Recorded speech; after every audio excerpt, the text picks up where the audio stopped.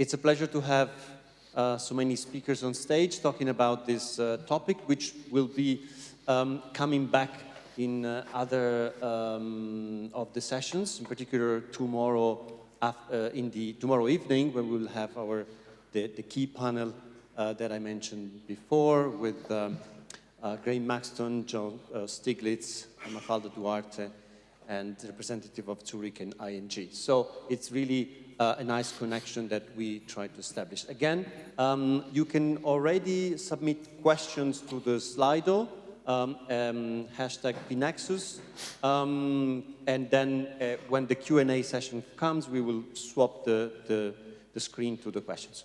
Thank you. Andrea, the floor is yours. Okay, thanks a lot, Stefano, for organizing this conference and for inviting me. And in this session, we are going to talk about the green growth policy and why do we need possibly this green growth policy. So let me go just to the first slide, where basically I plot the possible RCP that we are going to face if the level of greenhouse gases emission keep on going like that. So we are going to end up in the RCP 8.5, and the level of the dynamic of the emission that we need to achieve the goal of COP21, according to which we should keep the increase of the global temperature possibly lower by 2 degrees. So as you can see, I don't know if here I have a pointer, but what you can see, we need net negative global emission to achieve this target by 2100. Why do we need to achieve this target? Well, because there are possible consequences from climate change, even if some people deny them, like Trump, for instance. So here I put just a couple of pictures. Here you have a possible impact of climate change, that is flood.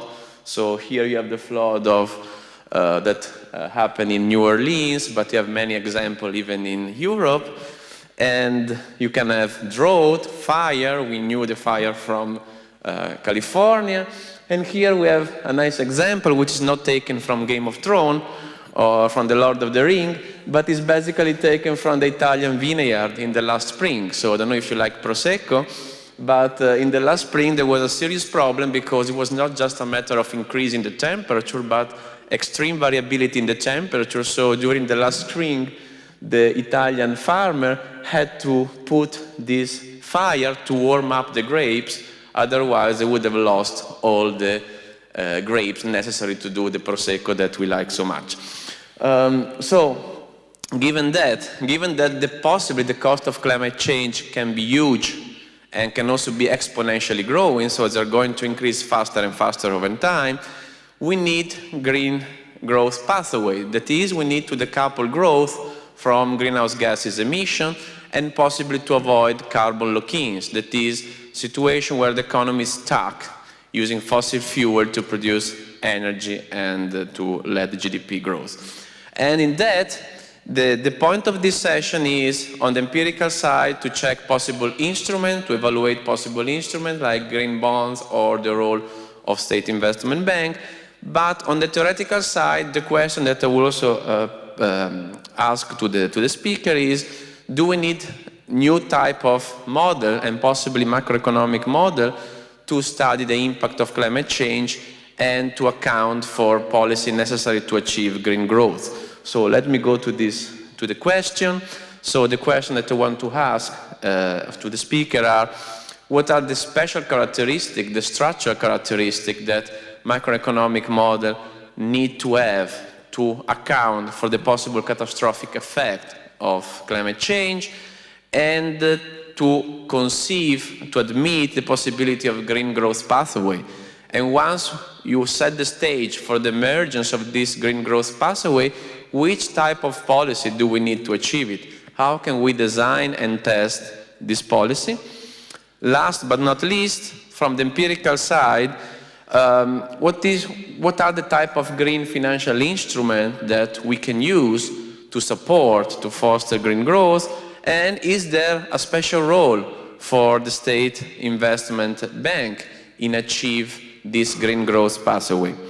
So I think I would leave the floor to the first speaker, who is Gesine Steudle from the Global Climate Forum, which is going to talk especially about which type of characteristic macroeconomic model need to have for assessing climate policy.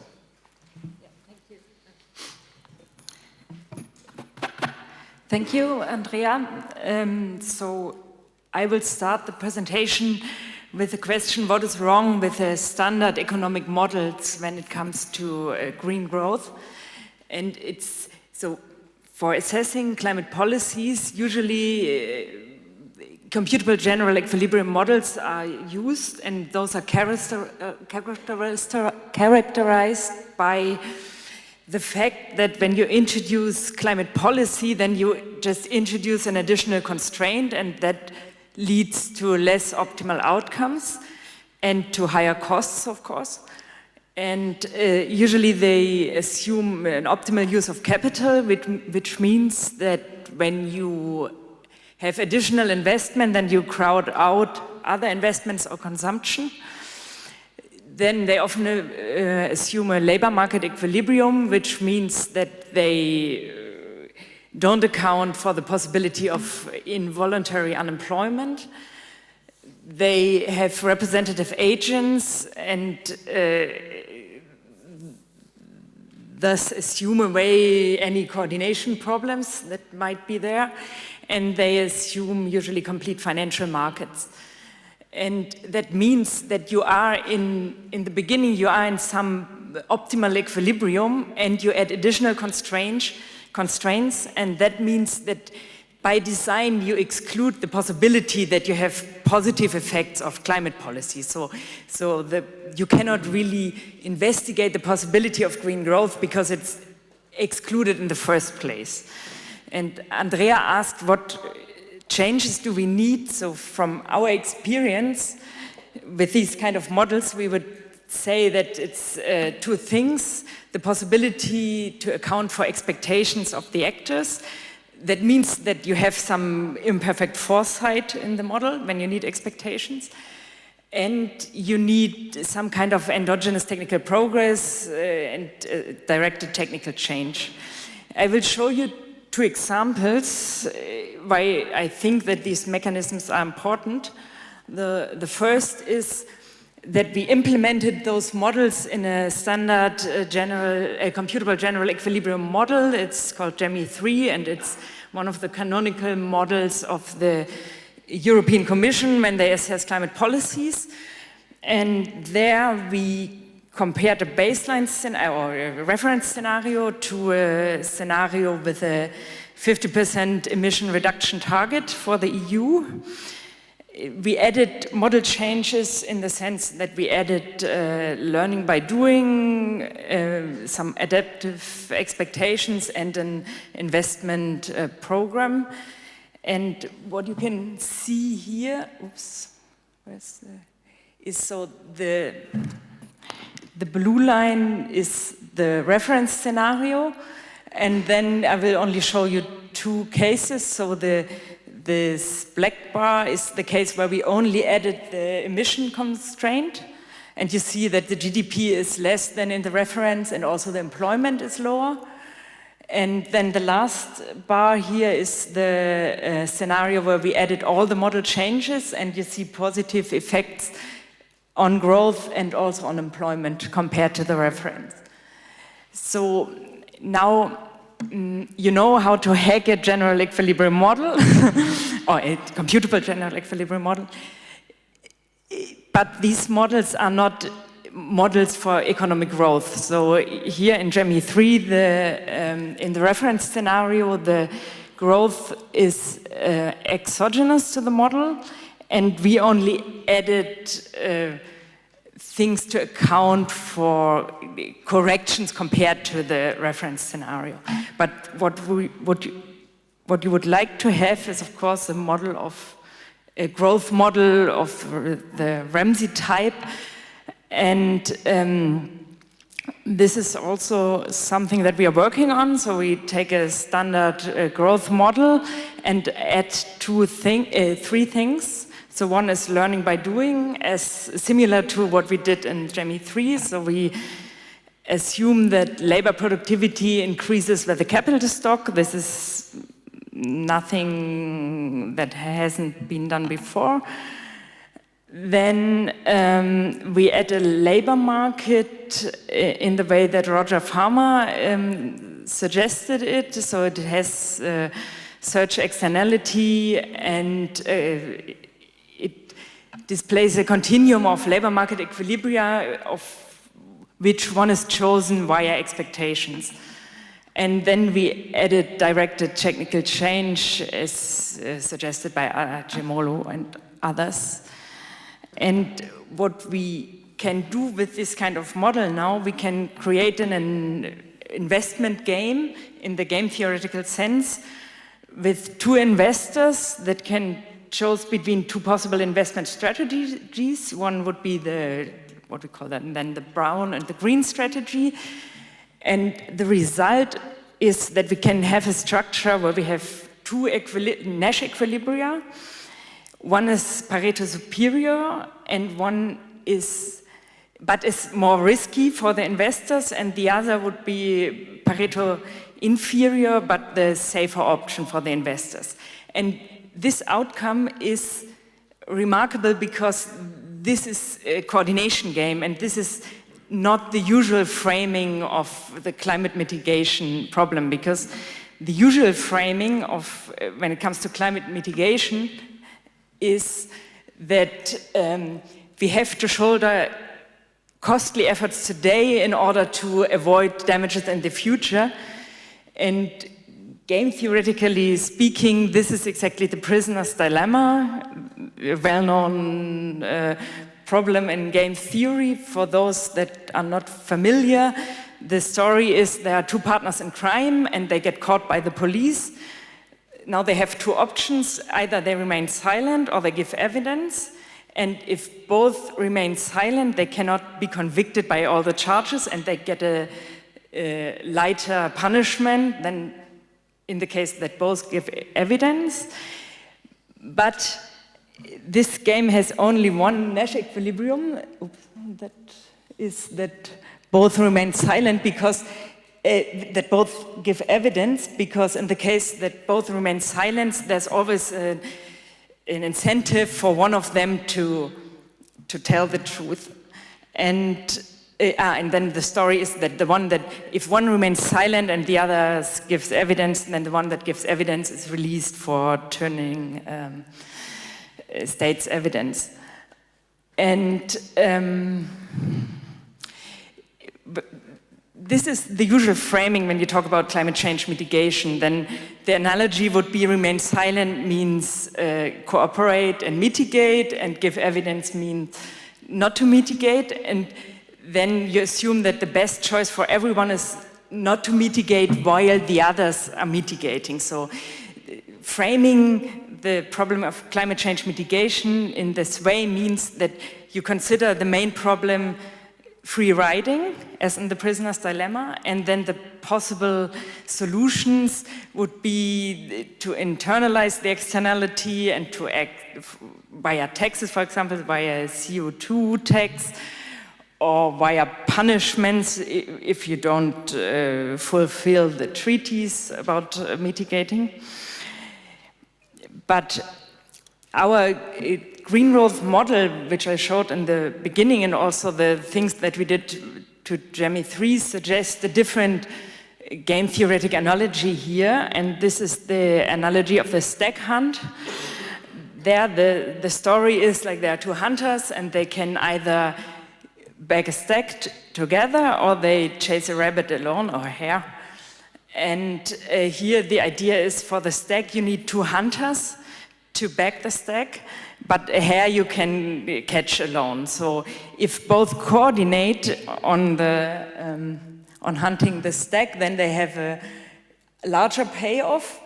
But if you go hunting the stag while the others chases the hare, then you have the risk of starving and don't get anything at all. And lab experiments with this setting show that often, although the players know the payoff table and they know that it's better for everyone to coordinate on the payoff dominant equilibrium, they often choose to go for the risk-averse alternative, and this means that here the main problem is not free riding, but coordination on the payoff dominant equilibrium. And for policy, that would mean that the implications is that policy has to coordinate the expectations of the actors rather than care for the free riding problem. And that's it. Okay, Gesine, thanks a lot. Now we can pass to the second speaker, Francesco Lamperti from Scuola Superiore Sant'Anna, whose work is connected to the one of Gesine because Francesco is going to show us some result from a different type of model, different from computable general equilibrium, that is an agent-based model that can be used for integrated assessment analysis. And Francesco, I think, is going to show the possible cost of climate change and possible policy intervention that we can do. You have the floor, Francesco. Many thanks. Okay. I start with this. So, two charts. On the left, what you see is the behavior of CO2 emission from the 60s, more or less, to nowadays. So moving toward a green trajectory in some sense means that we have to slow down these emissions. And in a sense, we have to shift from a business as usual scenario, which is consistent with the RCP 8.5 that Andrea showed us previously, toward a different scenario. And if you see the dynamics of CO2 emissions, you notice that during recessions, during economic crisis, they slow down. But if you look at the red line, you see instead that carbon intensity is constantly increasing. This is important to me because I believe that periods of crisis could be moments for design new policies and to more aggressively combat the problem of climate change. However, why? Because in periods of crisis, on one side you have that economic selection imperfectly take place, so part of the industrial structure moves toward new assessments, and on the other side, more importantly, you have that policymakers in principle are more active in designing new policies. However, up to now, we lost many of our occasions, as you see that after each crisis, the carbon intensity has increased, meaning that during the recoveries, emissions has grown in a faster way than output. But if we want to achieve this kind of reduction in emissions, it means that, in a sense, we need a sort of decoupling. So if we let a bit aside the happy the growth literature, we, in principle, would like to have an economy whose final output, whose aggregate demand, continue to increase over time, but whose use of resources, in some sense, decreases, and more importantly, whose environmental impacts also decreases. So in order to assess how this kind of decoupling is possible, we need to understand how it's possible to move towards different energy mixes, so moving essentially from fossil fuel technologies, which are by far the largest emitters of CO2, toward renewable technologies. And on the other side, we have to understand the role of environmental impacts on the economic activity. Here I complement a bit what Gesine was saying before. So nowadays the literature is populated by these very large integrated assessment models. And usually these models, they run as computable general equilibrium frameworks where climate shocks, climate damages are first at the aggregate level, and secondly are such that the system fully recognizes the damage and fully reorganize the allocation of basically capital and labor optimally. So in practice, this means that in many models, they are assuming that people from New York are gradually moving to the Midwest in response to climate change. And moreover, then they are doing it optimally, at the right time and in the right quantity. In a sense, this brings a sort of underestimation of the possible damage, because it is difficult to think that the production factor can fully adapt and optimally adapt to climate damages. And this adds to another series of issues with the use of these models. They have an imperfect treatment of technical change, meaning that in some cases technical change is exogenous, in some cases it is endogenous, but their modeling really fails to take into account, for example, uncertainties, path dependence, and the main features that characterize the process of the technological change in real systems. And another problem is that the majority of these large models that are reviewed by the IPCC, they completely forget the financial sector. So they assume that capital is freely allocated to firms in a perfect way, but firms do not need to go on the financial markets. What we propose is a different modeling framework, which is called the SCA, and this alternative framework is based on a macro agent-based model, and this is the main structure of the model. So you see that you have a sort of industrial structure with capital good and consumption good firms, households that provide labor, an energy sector which is the largest pollutant, a financial system that provides credit to the real economy, and a climate model that takes into account the evolution, basically, of the temperature through a stylized carbon cycle. Now, I jump to the main results that we get from the simulation of our model. The main simulation that we run is consistent with an RCP 8.5. So the first thing that we want to do is to understand what are the possible sides of climate impacts if we account for a business as usual scenario and for climate damages that are bottom-up. So differently from the other models, we are assuming that different firms in the system might be affected differently from climate change, and then the shock percolates through the system through either supply and credit relationships. What we find is that climate change is not a simple externality that can be fully corrected with a smooth carbon tax. We find that the impact of climate damages on the economy are substantial, and this is in contrast with the main messages that we recently got from mainstream scholars, especially in economics. For example, Richard Tol, who is a kind of superstar in the integrated assessment literature.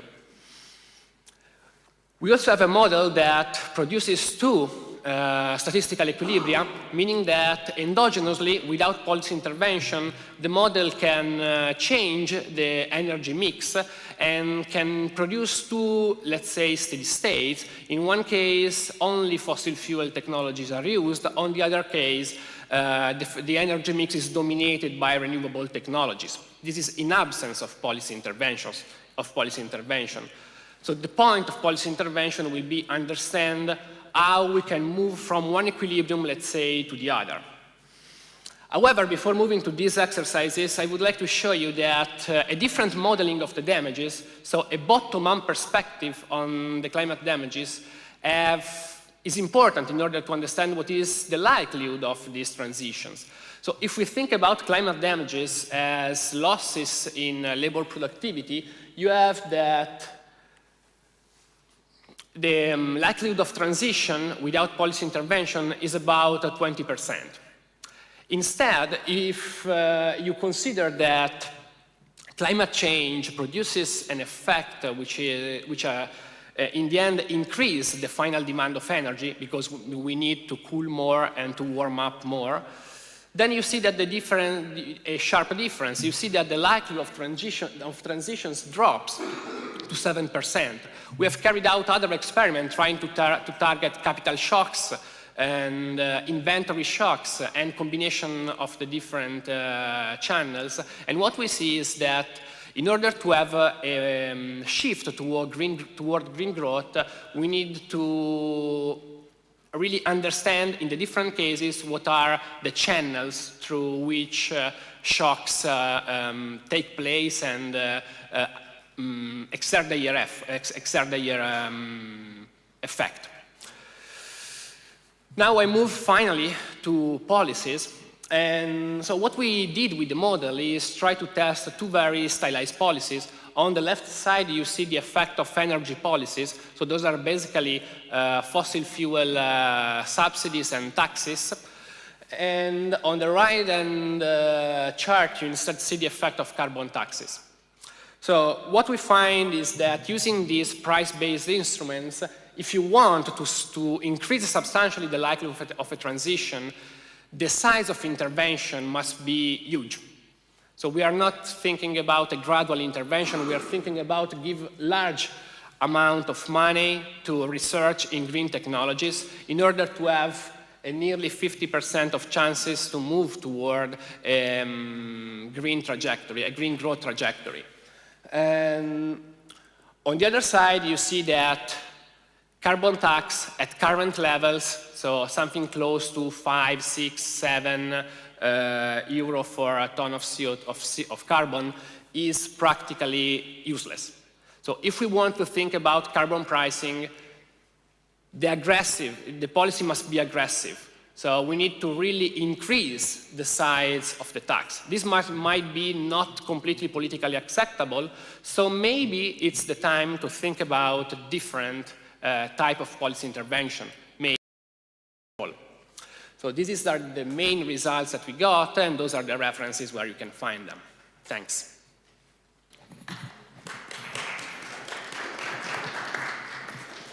Thanks a lot, Francesco. Now we move to the third intervention, and I give the floor to Irene Monasterolo from the University of Wien. And Irene has been developing another type of model, which is the Eyring stock flow consistent model, which can be used again to study the possible emergence of green growth and the possible policy option that we have, with a special emphasis on the financial sector and on the role of monetary policy. Thank you, Irene. Thank you, Andrea. Thank you, Andrea. Today I'm presenting the Eyring stock flow consistent model with heterogeneous agents, which has been developed in collaboration with Marco Roberto at the University of Genoa. We have our model. With our model, we want to address two main research questions. First, under which conditions a high-income country, such as a country of the euro area, could foster the transition to a low-carbon economy while avoiding the risk of carbon-stranded assets?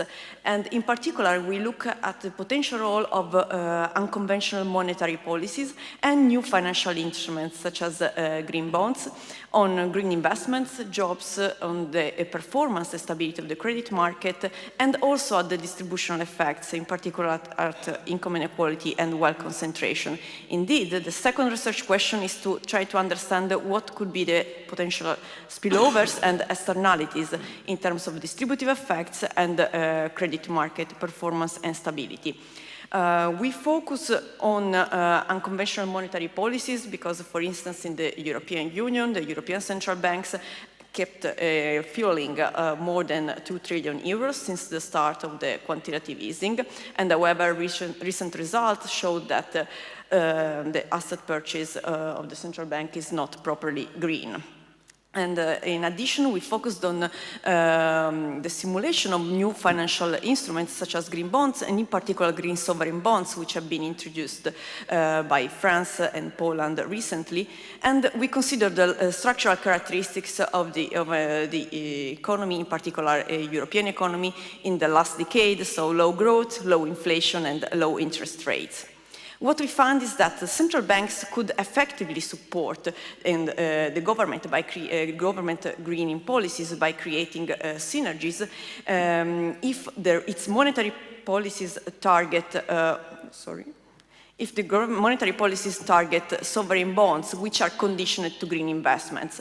And in particular, in the case of the green quantitative easing, we show that there are positive effects on the green economy, on the credit and on the green bonds market, and also a decrease of the exposure of investors' portfolios to the stranded assets. The green quantitative easing transmission channels to the real economy work by decreasing the cost of capital for green investments, and in particular solar panels, by releasing the government's budget conditions while allowing the government to support green investments, and while avoiding a tax increase, and by supporting the development of the green bonds market. However, we found that the distributive effects could happen both in the case of quantitative easing and the fiscal, and depends on easing and the fiscal policies are implemented. And the results that we obtain, linking to what both Mario Napoletano said in the session before and what Gesine presented before, could not be obtained in a DSG model, because in this model we actually overcome some strong structural and behavioral assumptions. But how do we get green, sustainable green growth? Well, there are some behavioral conditions in our model. First, that the government actually stick to the commitments that it made on the Paris Agreement, by signing the Paris Agreement and on the EU 2030 targets. And in particular, in this case, we have a green entrepreneurial state, which doesn't only supports the opening of the green market, but actually it contributes to open and regulate it by issuing green bonds, which are conditional to green investments, thus decreasing the uncertainty also on on what green bonds are, since we are still missing a taxonomy for that. Second, we have a central bank which is committed on its mandate, which is price and financial stability. And in some other countries, for instance, in the European Union, the European Central Bank is supposed to align to the objective of the EU, which are also the EU 2030 targets. In addition, we have economic actors that, which are heterogeneous households, heterogeneous firms, and the bank, which responds to the government's and the central bank's monetary policies incentives by revising their consumption, investments, and lending behavior.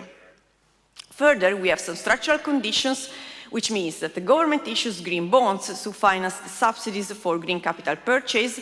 Then we need to have a positive net present value, which could be achieved under one of the following conditions: so high level of subsidy, and thus high level of green bonds issuance, lower cost of capital for green investments, and a low discount rate. And here we can see what we mean in the, for instance, if we take the net present value of a utility company which has to choose between fossil fuel or renewable energy to provide electricity. And then we have a central bank which purchases the sovereign bonds via two quantitative easing. One is conventional quantitative easing, so it means that a central bank could purchase both green and brown bonds. And the second is a conditional quantitative easing, when the central banks accepts only green sovereign bonds. And in this way, it allows the government to make the green investments and so contribute to green growth, while at the same time keeping taxation low and keeping public debt under control.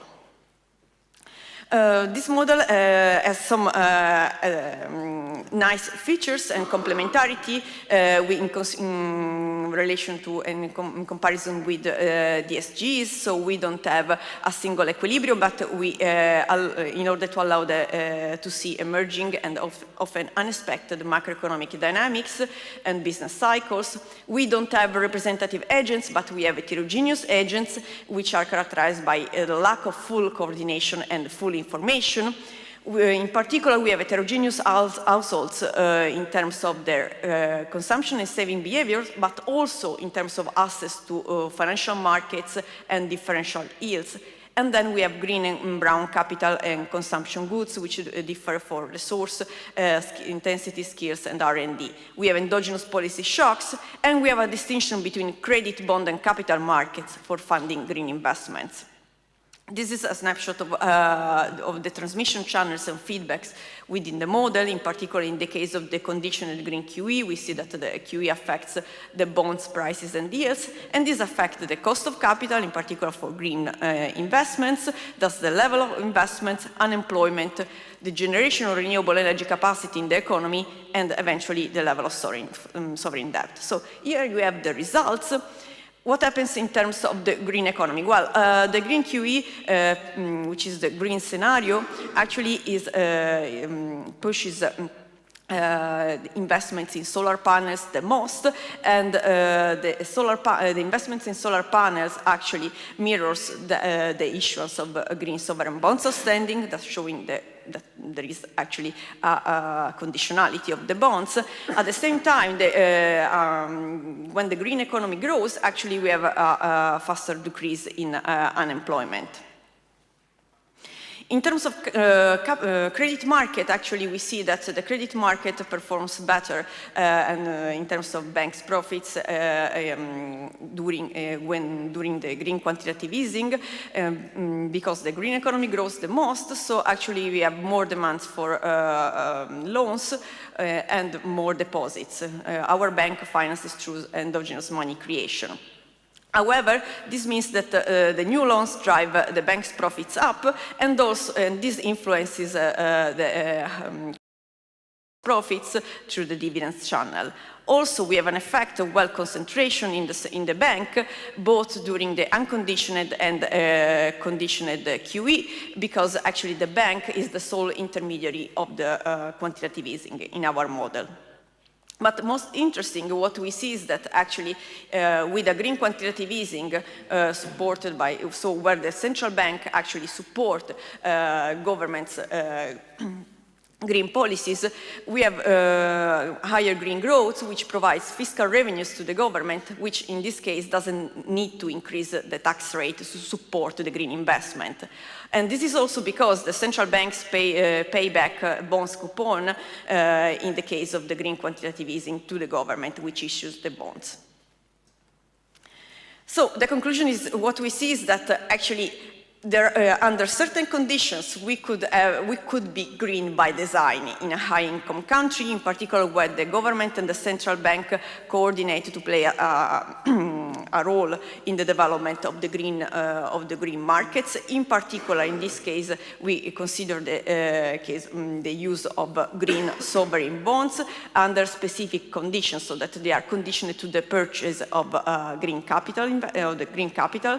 However, what we see is that the conditions under which also the green quantitative easing is implemented in our model could lead to distributive effects, and in particular to effects on income inequality, where we have higher profits in the capitalist household, and the wealth concentration towards the banking sector, that we know from the last financial crisis it might not always be good.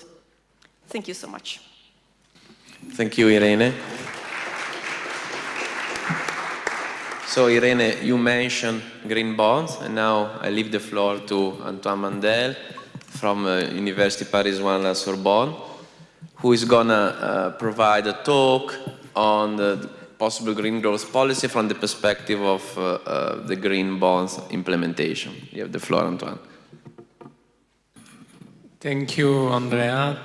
Thank you, Stefano, as well. So I'm going to give a small snapshot indeed of the work that has been carried out at the Paris unit of the Dolphins project, in particular work that has focused more on trying to get empirical and behavioral evidence on the micro foundation for green growth.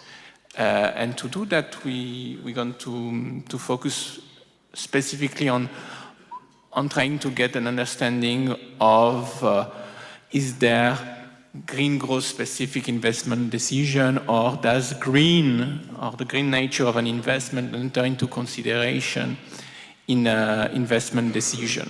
What does the data or behavioral experiment tell us about that? So the first thing I want to mention is based on a paper with Andreas Karp, which is focusing on an empirical analysis of the US municipal bond market, and in particular of the green bonds in the US municipal market. So US municipal market is everything that is emitted in the US in terms of bonds by state entities or legal public entities below the national state level. And it's a fairly large market. It's 3 to 5% of the global bond market, so it's $3 trillion. It's not the main market for green bonds initially, but it has grown relatively large in this respect. And it's quite representative, let's say, of the investment horizon of a US fixed income investor. And so on this US municipal bond market, since 2008, 2009, there has been the emission of 2,000 green bonds. And let me mention, for those of you who don't know maybe what's a green bond, a green bond is the same thing as a conventional bond emitting by those entities, except that it has a green label because the issuer pledges to use the proceeds of the bond according to some green principle. So this can be purely declarative by the issuer, but this can also be verified by second party.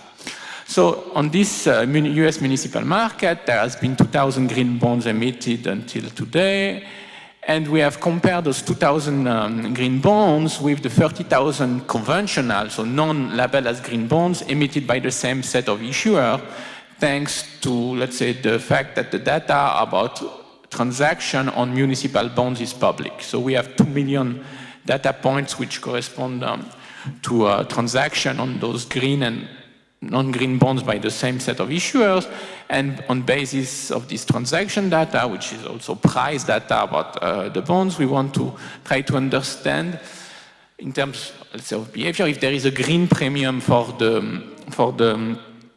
bonds. So if a green bond with comparable characteristic to, so the standard argument would go as follows: an investor which has two similar investment opportunities in terms of their financial characteristics, and on top of that, one of the other bond is considered to be green, well, the investor that are only concerned with purely financial characteristics should be indifferent, and the investor that has on top of that an interest in, let's say, the green nature of its investment should have a specific demand. So overall, the demand for green bonds should be higher, the price lower, the yield offered by the emitter lower, so there should be a premium for green bonds in this sense.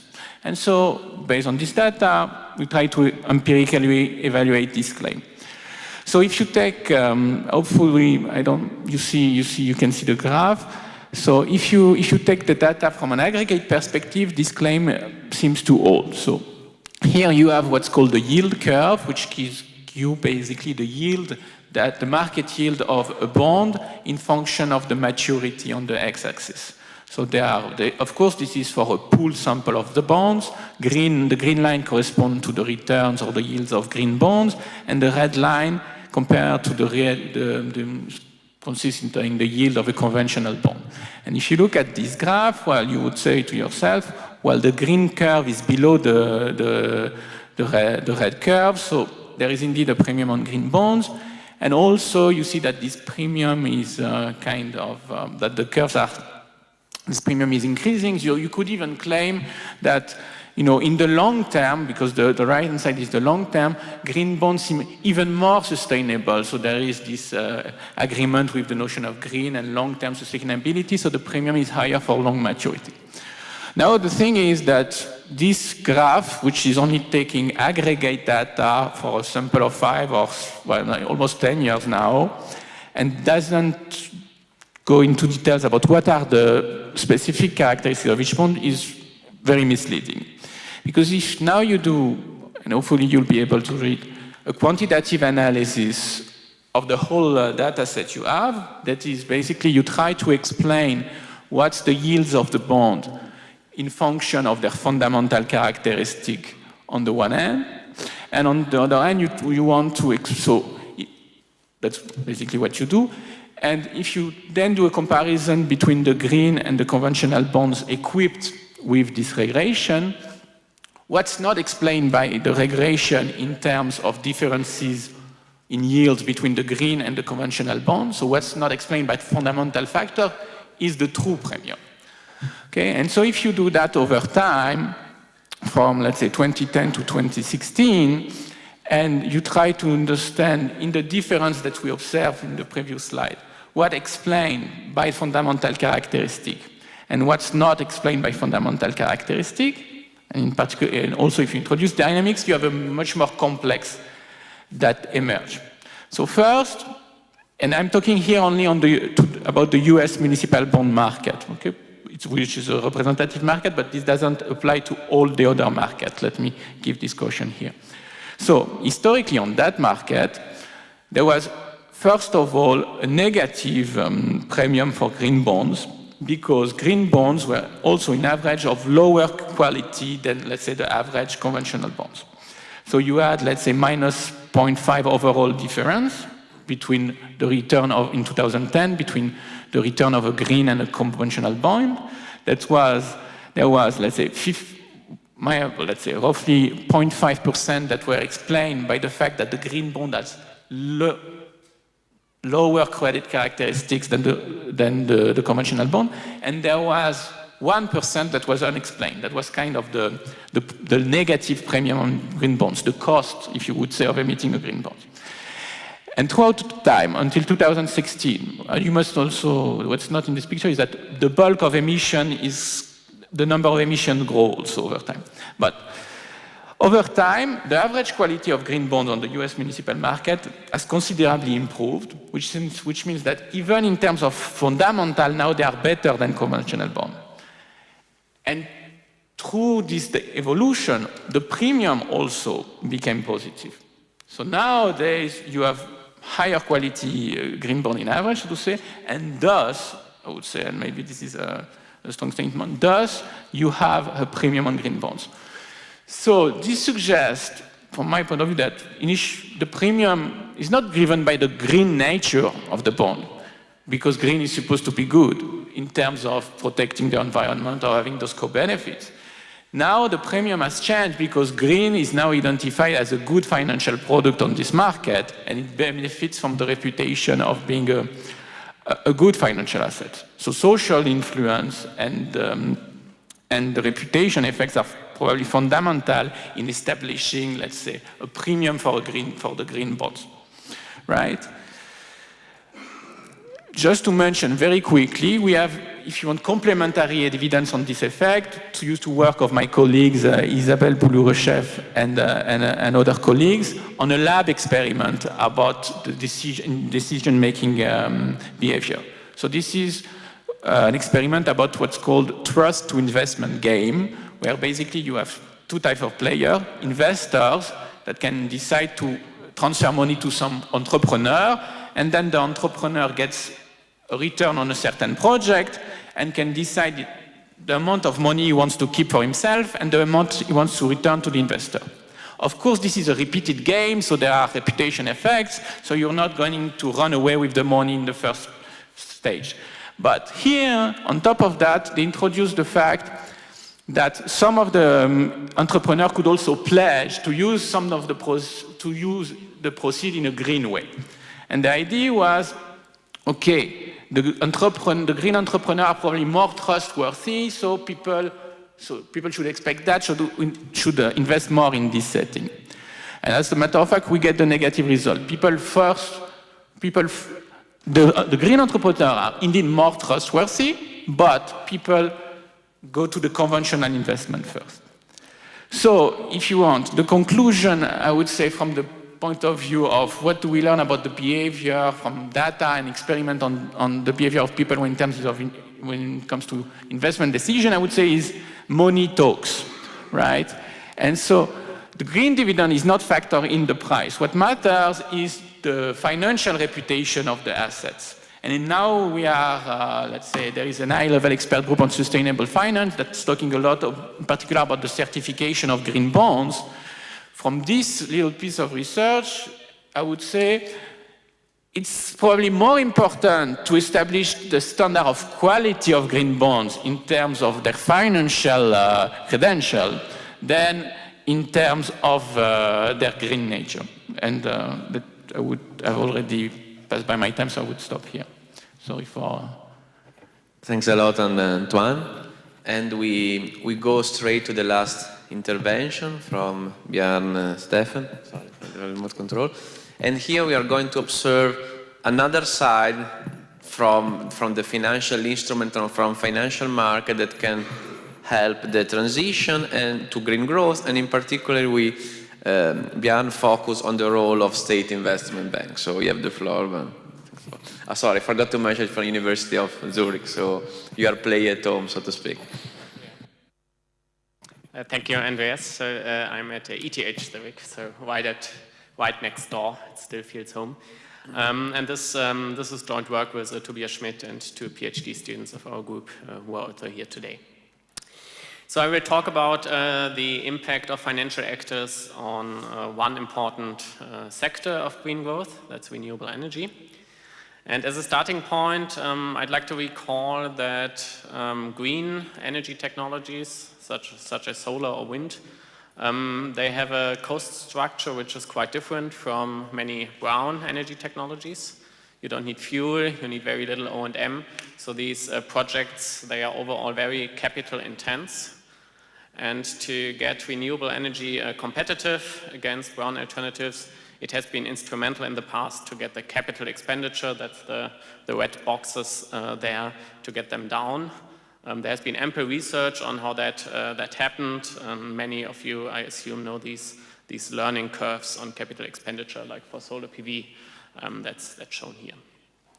Much less research, however, has been on the cost of capital, which is the blue boxes there, the interest and the dividends that you have to pay in order to finance this high capital expenditure, even though it's almost equally important overall.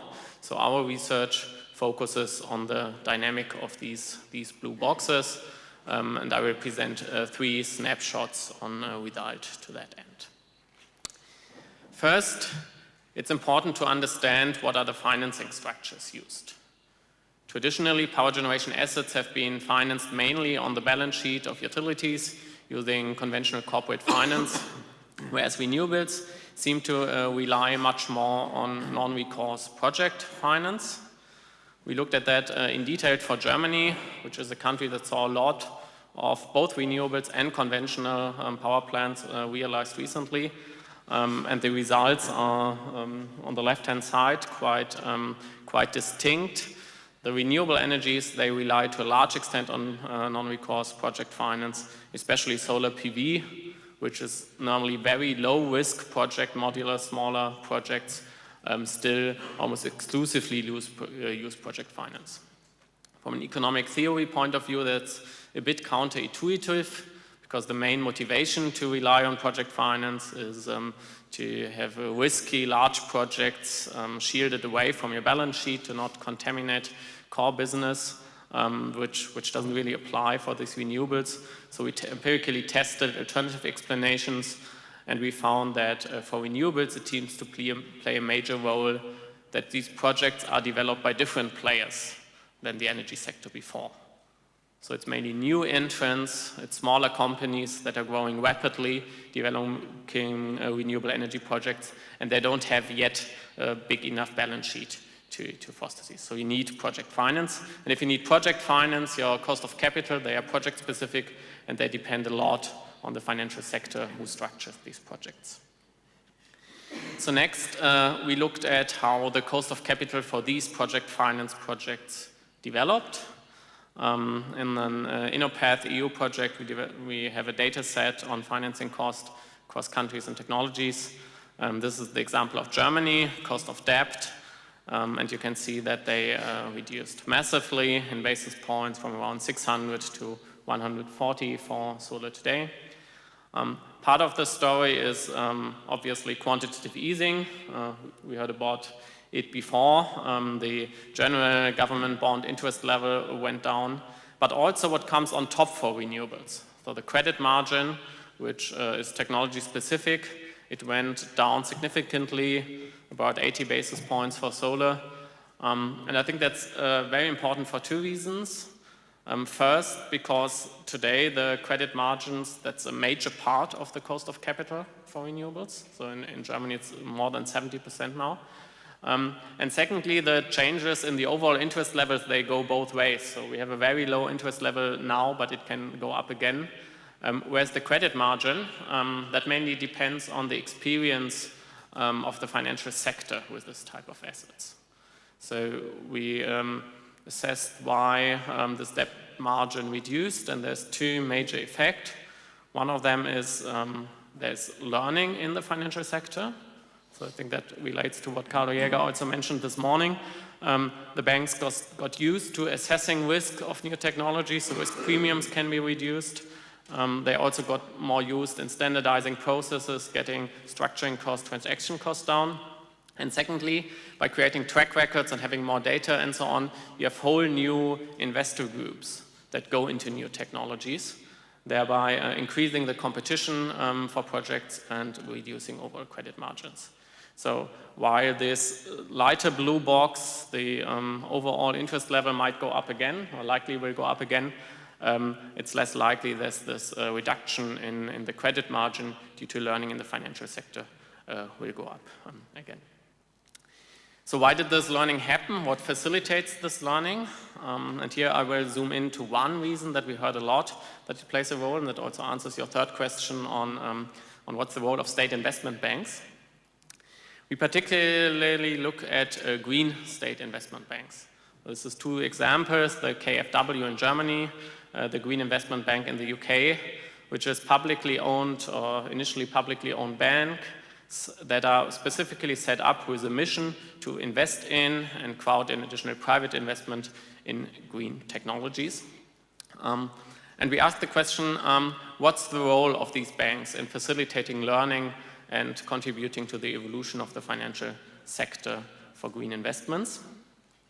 We've done this in an empirical but qualitative study based on interviews with executives and customers of 3 banks in very different financial sector environments, KfW in Germany, the Green Investment Bank in the UK, way more centralized liberal financial system, and the CEFC in Australia. And we found there's at least four major roles these banks take. The first one is what we initially liked to better understand and what we expected, and we also find it, is the provision of capital by state investment bank and de-risking projects for other investors.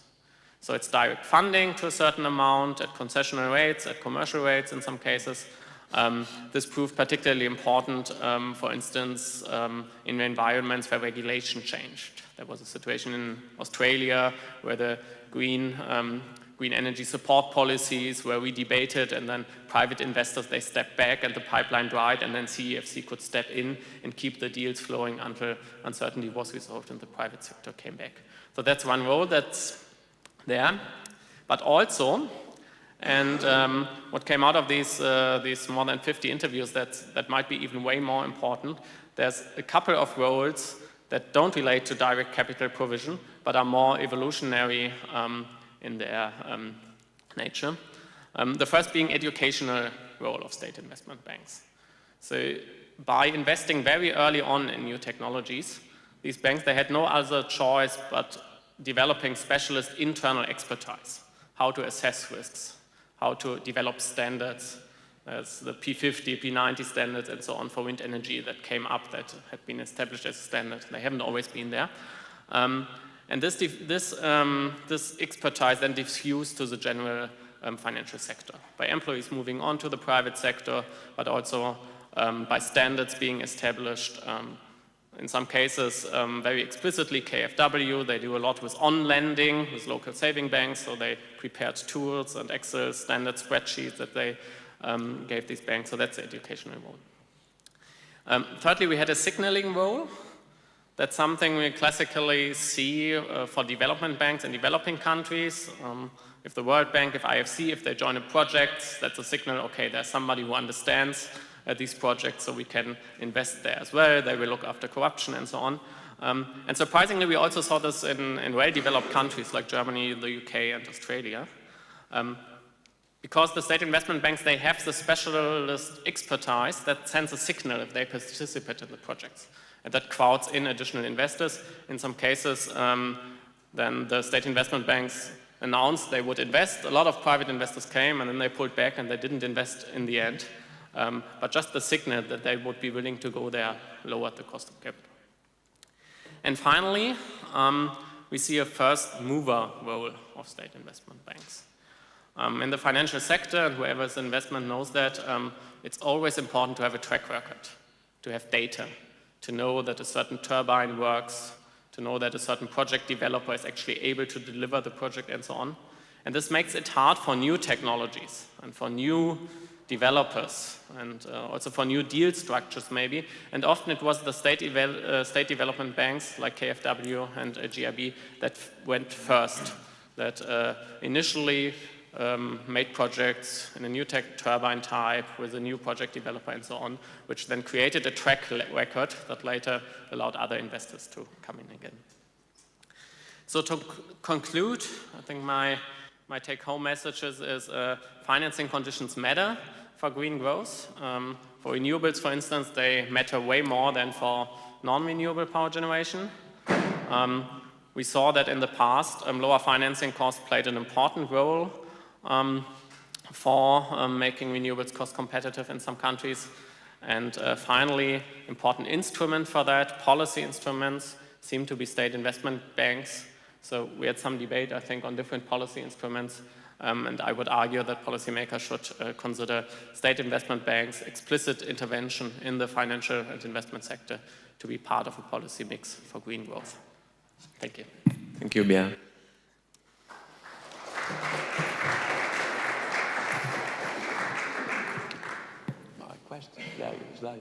I think we can open the floor for questions, both from the audience and from this virtual Slido. So I would start from if there is someone from the audience that wants to ask question to some of our presenters. Otherwise, I move quickly to Slido. Yes, please, Carlo. Well, first of all, thanks a lot for an extremely interesting session. I learned from each and every presentation, and I think it's a very important topic. I have a question that relates to the pair of presentations, Antoine and Gesine, because you, Gesine, focused on the importance of policy signals to coordinate expectations, which makes total sense to me given what you explained. Antoine focused more on the reputation effect. Now, I'm not asking about technicalities, but do you think, both of you, that there is ways that policy can actually strengthen positive, desirable reputation effects by making things more visible? For instance, you can make a prize and then have a ceremony that makes some things visible and establish a reputation for some people. So if you look at it as a repeated game, the signal would not be something the policymaker does.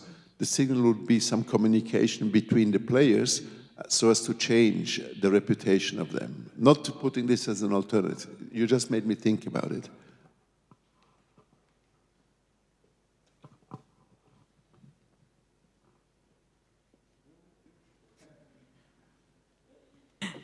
Well, it's a bit the question for the connection between laws and social norms also. Or usually it's like the social norms are evolving and then you have a new kind of regulation and then that feeds back on the norms. And these norms help also to coordinate expectations. So if you live in a community where it's considered really bad behavior to chase hares, then you will probably go for the stag. So this is the connection I see now. I would say if you want to take it from a game theoretic perspective, what I've said is more that the state should, those signals about the returns of green bonds, they are eventually emitted by the issuers who are labeling their bonds are green, right? And if you are concerned with, as a policymaker, with entrenching the belief that good is green in financial terms, you should control who is able to send a signal that his bond is green. Not only on the basis of environmental characteristics associated to the bond, but on the basis of the financial characteristics of the bond and of the creditworthiness of the issuer. So there is a discussion indeed about, for example, the green rating agency or something of that kind that would be organized by European institution or fostered by European institution, if I want to be defined. I think it's as important to think about the inherent financial quality of the product when you come to certification than look into the nitty-gritty of the green. Okay, I think we can. Other question over there? Yeah, please. I want to add the congratulations for this very extremely session and intervention. It raises a lot of questions, but given that I came from a central bank, I will focus on the intervention of Irene. My question is about the implementation of a possible green quantitative easing. That is, if there are like two ways of implementing this one will be to penalize the brown assets. And if you penalize the brown assets, you could enter in a problem of feasibility. Then you could not have enough assets to acquire, and this could make in danger the primary targets of the monetary policy that will be to have the inflation stability. And the other way is to promote the green assets. And in this case, maybe you could ease the rules to acquire the green assets. This will imply to relax the liquidity, the market liquidity characteristics, or the risk characteristic of the green bonds. And this could put in danger the risk management of the central bank management. Then my question is, what is your preferred strategy, and how could you tackle with these problems of implementation?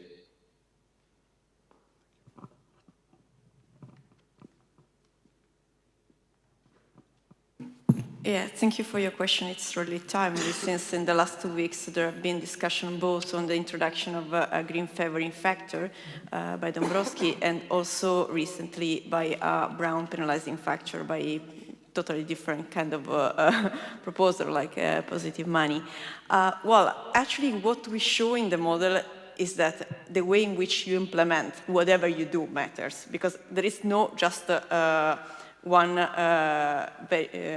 good or bad way to do it, but we know that as we live in some shades of gray, but we can live also in shades of green, but this is where regulation matters. The reason why, for instance, we choose to implement our green quantitative easing with green sovereign bonds is due to the fact that there is still big uncertainty for investors and for the market as regards what green bonds are and what green projects are, since we are still waiting for a harmonized taxonomy, and this should this should be provided by the HLAG final report in the next month.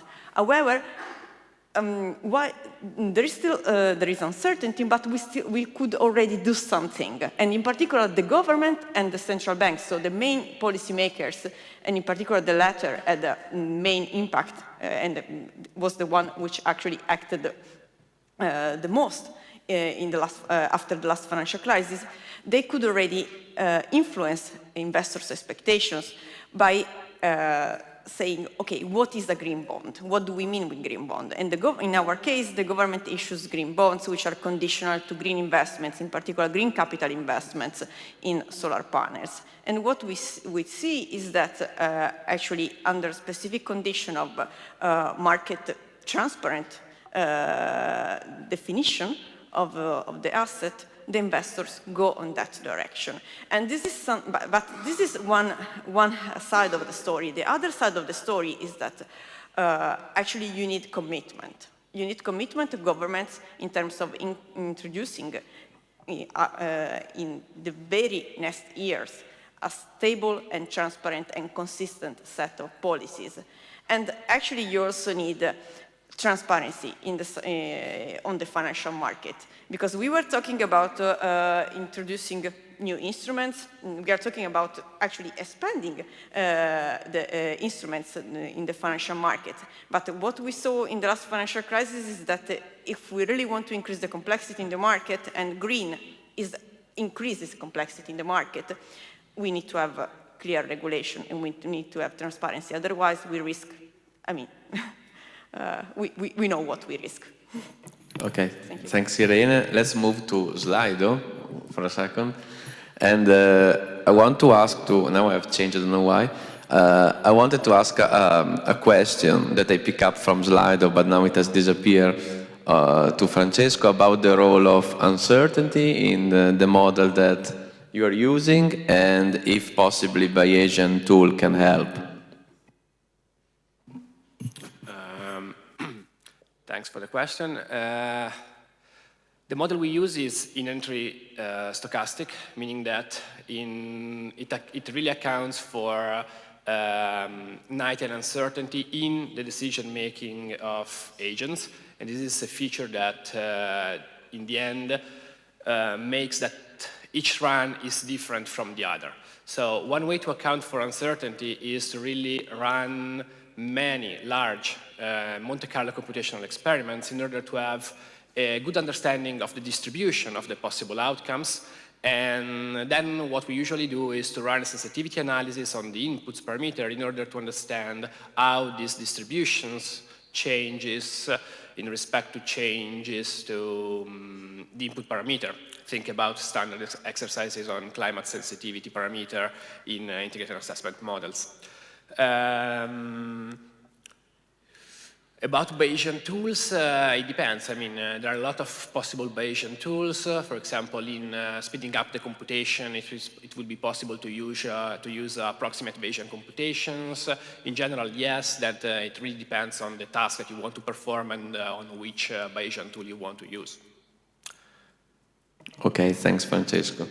Now I wanted to ask a kind of combo question for Bjarne and maybe also for Antoine. And so if we pick up, for instance, the first one in Slido is it financing that is lagging behind concerning green growth, or are we missing good investment opportunities? So it's more a matter of demand side and supply side. And there were also another one in a slide which was connected whether you need finance first or you need opportunity. So, yeah, please, if you want to address them. Yeah, I think I will address the first one. I mean, I'm mainly a firm in energy investments. And there I would say it really depends on the maturity of the technology. So if you have a wind project onshore in Germany now, there's no lack of investors, and the investors will always tell you there's a lack of investment opportunities. If you take floating offshore wind off the coast of Portugal, there's no investors willing to invest, and the project developers will tell you, okay, there's a lack of investors, and there's so many investment opportunities. So it depends on the maturity, and what we also see in our studies is that it's not a linear function that the more mature a technology gets, then gradually we get more investors, but there's starting. So as soon as some big names see a technology or type of project as viable, and you have Deutsche and BNP Paribas and ING investing, then everybody wants to invest, and before not. And I think that's why for policymakers it's so important to think about how can we create a track record for new technologies, can we get technologies to the point where there's actually more the situation that investors will tell you there's not enough investment opportunities than the other way around. Okay, I think we are running out of time, if I don't see the time, and I will ask the speaker of this session just to wrap up their intervention and to provide a take-home, a very small peel, a take-home message for the audience. So I think we can start from Gesine and then we follow the order of the speakers. Yes, so the take-home message from my presentation would be careful what kind of model you use, because the choice of model determines what outputs you are very likely to find. Yeah, and maybe for the green investment, watch out for the stacks. Francesco? Thanks. My take-home message is, first, on the modeling side, I think we really need a change in how we think about the economy in integrated assessment modeling. And we need to integrate in a better way technological choices and the financial system into these large-scale models. On the other side, I think we also really need a different way to approach damages. So we need a bottom-up perspective, And finally, on the policy side, price-based instrument must be really strong in order to be effective. Otherwise, it's better to think about different policy mixes. And for example, I really think that, for example, the suggestion made in the last presentation was really an innovation in the possible way of treating policy within integrated assessment modeling. Thanks, Francesco. Now, Irene, it's your turn. Well, I think that we need policies that are consistent with the objectives, in particular with the Paris Agreement targets. And at this regard, if we think about a Brown penalizing factor, if we know that the exposure to carbon-intense assets is not good for price and financial stability, this is not out of the blue idea. At the same time, we need transparent regulation, and this has some implications both for the development of the green bonds market, I mean the sound development, and also for thinking about the introduction of a green favoring factor. Thanks, Irene. Antoine? Yeah, I would say that there are very strong externalities in the way expectation get formed about the quality of green assets, so that it's an integral part of policy or green growth policy to try to secure an appropriate framework for this expectation to be coordinated appropriately. I think for the questions whether we see more green or more brown technologies, financing conditions matter. And we as researchers, we should have a deeper and better understanding on how different actors affect the financing conditions and what policy can we do to push the financial system a bit more into the direction of the Paris Agreement. Thanks a lot. I would like to conclude with my own take-home message. So there is here this paint from Monet. So just a small artistic moment. Why did I put this paint of Monet? Because if you consider the water lilies, they're very interesting because they well characterize exponential process. So water lily takes 30 days to fully cover a pod. But till the 29th day, they cover 50% of the pod. So if we relax, you relax, doing the gardening, and say, okay, let's wait one day, and so on, you end up in serious trouble. This is what we are doing now with respect to climate change policy. We are postponing everything, say, oh, you know, everything is not really happening. Well, let's be aware of exponential process and take care possibly of green growth policy to avoid to have our pod full of water lily. Thanks a lot.